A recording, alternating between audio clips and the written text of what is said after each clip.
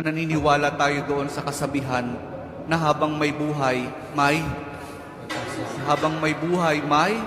Pag-asa. habang may buhay, may Pag-asa. pagsubok. Dahil tayo katiwala ng Diyos, binibigyan din niya tayo ng iba't ibang klase ng pagsubok. Kaya po doon sa pagsubok na yon, saka pa lang natin mauunawaan na talagang ang ating buhay ay mayroong, habang may buhay mayroong, Pagsubok. habang may buhay may Pagsubok. pagbangon. Huwag niyong hayaan na kapag meron kayong pinagdaraan ng pagsubok, ay hindi kayo babangon.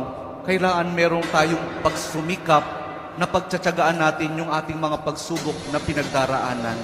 At kapag mayroong pagsubok at mayroong pagbangon, saka pa lang natin mauunawaan na talagang ang ating buhay, na habang may buhay, may Pagbangon. habang may buhay, may Pagbangon. pag-ibig.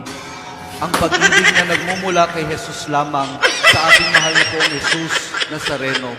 Dahil doon, kapag naunawaan natin itong mga bagay na ito, na habang may buhay, may pagsubok, may pagbangon at may pag-ibig na nagmumula lamang kay Jesus, saka pa lang natin mauunawaan at matatanggap na talagang habang may buhay, may